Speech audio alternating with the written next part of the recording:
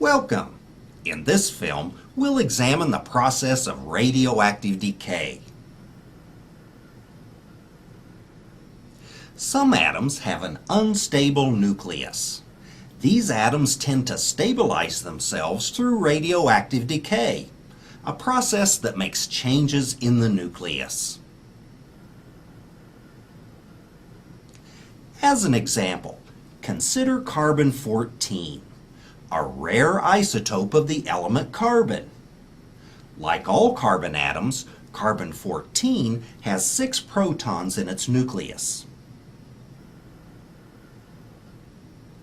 Unlike stable isotopes of carbon, however, carbon-14 has 2 extra neutrons, a total of 8 instead of the normal 6.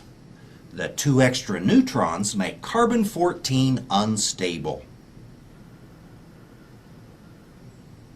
Carbon-14 becomes stable by emitting a beta particle from its nucleus.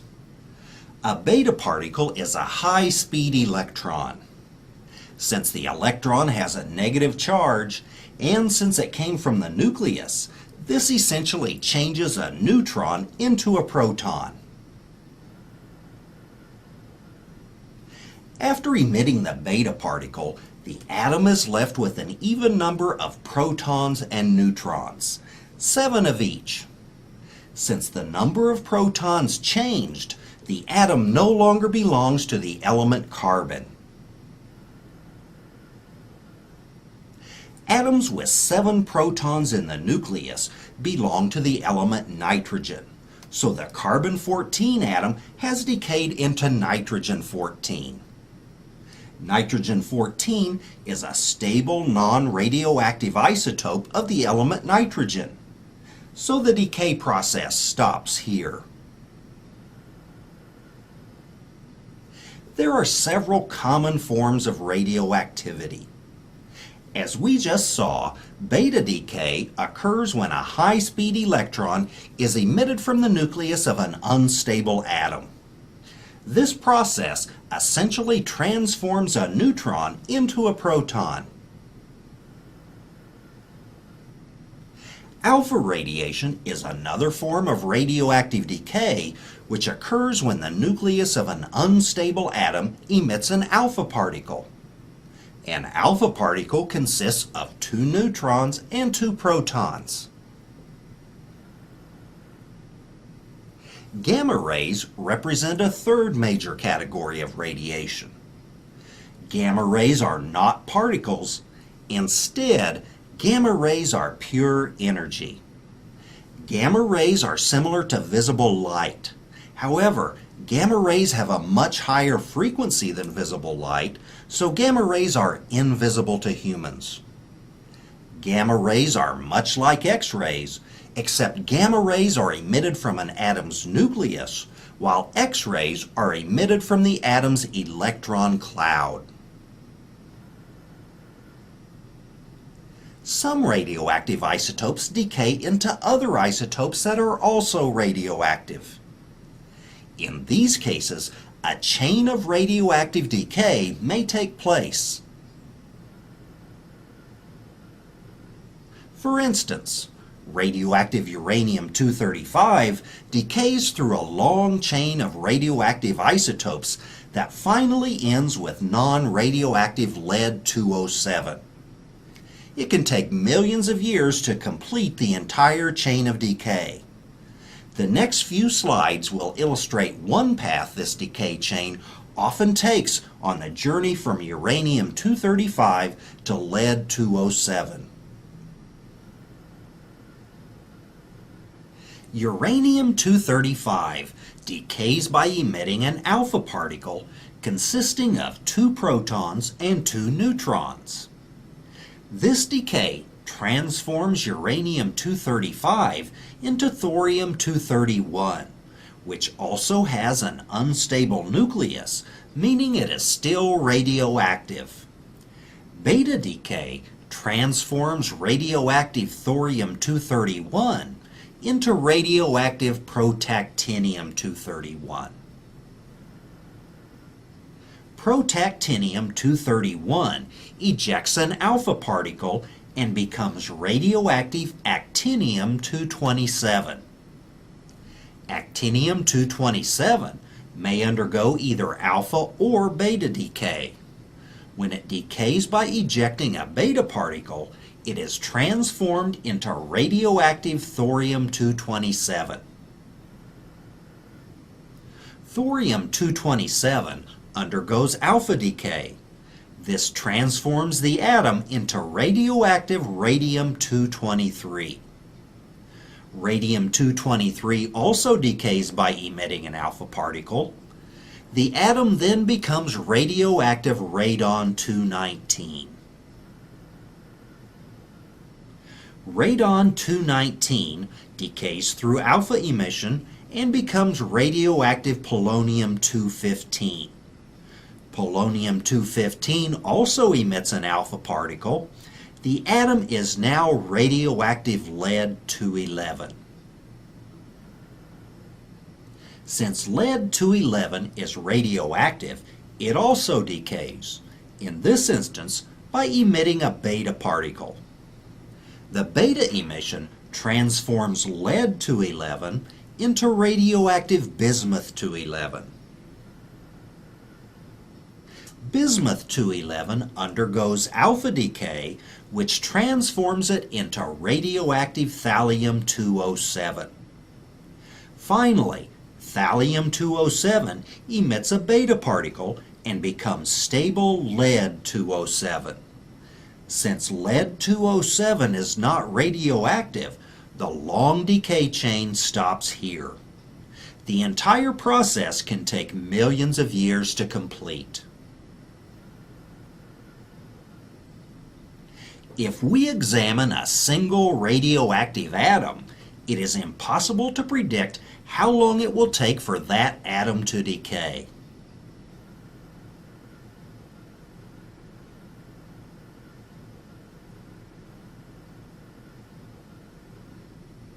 Instead of trying to predict when a particular atom will decay, we can examine the average rate of decay in a large group of radioactive atoms.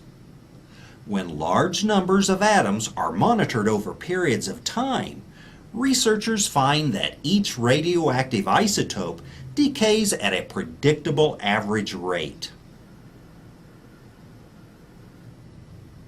The average rate of radioactive decay for an isotope is expressed as the half-life, which is the amount of time it takes on average for half of the atoms of an isotope to decay into a different isotope or a different element. For instance, the half-life of carbon-14 is 5,730 years, meaning that half of the carbon-14 atoms in a sample can be expected to decay into nitrogen-14 during a period of 5,730 years. To illustrate, let's imagine that we have a sample of pure carbon-14. Let's also imagine that our sample contains 10,000 atoms. Based on the half-life, we expect that after 5,730 years, radioactive decay will reduce our sample to half of the original amount of carbon-14. In other words, we will be left with about 5,000 carbon-14 atoms.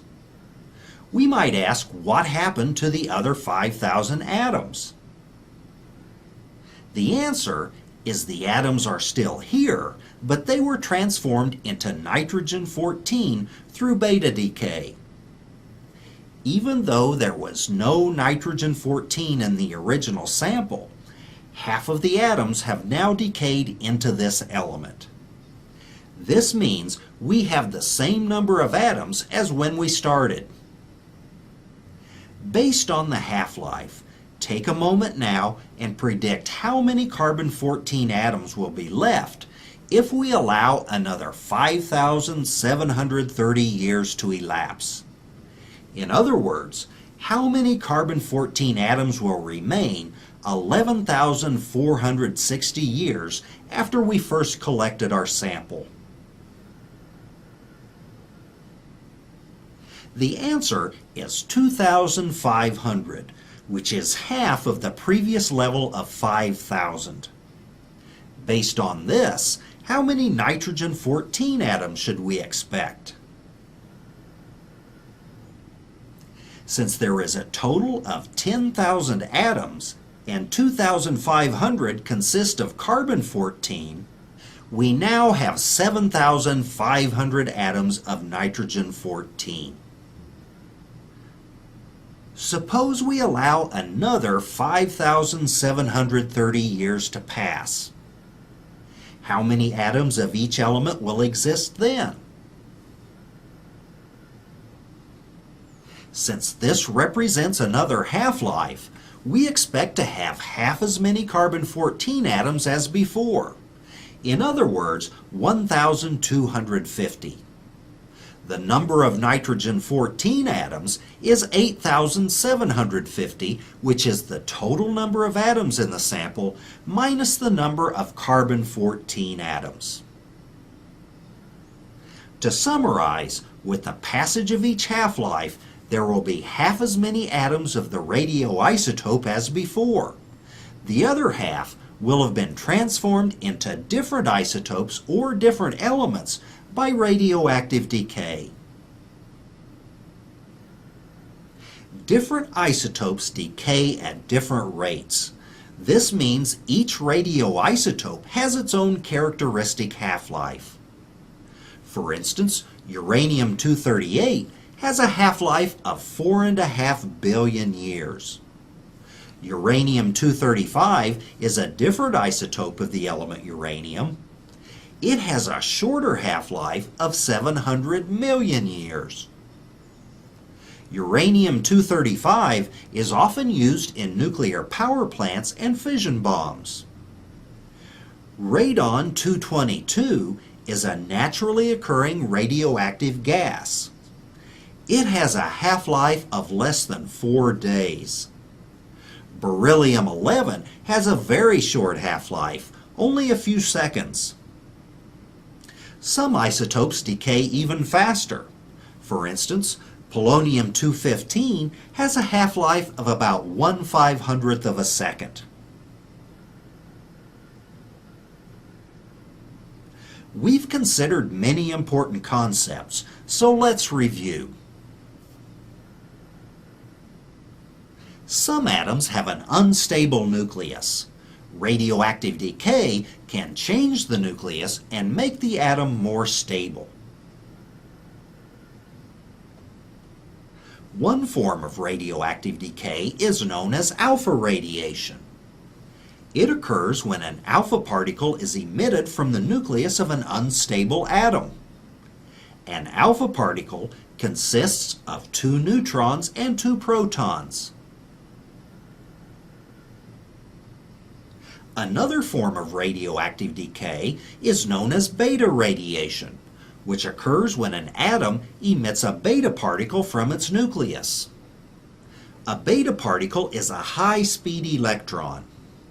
Emission of a beta particle essentially changes a neutron into a proton within the nucleus of the atom. Some atoms emit a form of radiation known as gamma rays, which consist of pure energy. We might think of gamma rays as an invisible form of very energetic light. Gamma rays are similar to X-rays, except gamma rays are emitted from an atom's nucleus, while X-rays are emitted from the atom's electron cloud. Since radioactive decay changes the nucleus of an atom, the process of decay transforms the atom into a different element or a different isotope. For instance, when an atom of carbon-14 emits a beta particle, the atom decays into nitrogen-14. Some radioactive atoms pass through a long chain of radioactive decay, during which the atom is transformed from one radioactive isotope into another.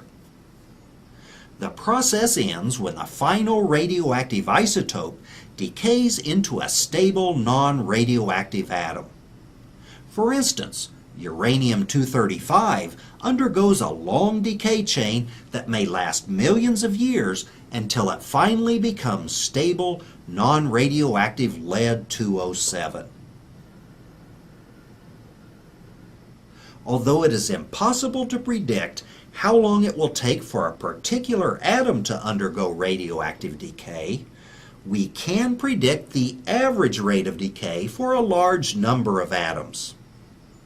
The half-life is the average amount of time it takes for half of the atoms of an isotope in a large sample to decay into a different isotope or element. Each isotope has its own characteristic half-life. Half-lives can range from billions of years to less than a second. Radioactive decay releases high-speed particles and energy from the nuclei of unstable atoms. In future videos, we'll explore the effects this radiation can have on human health.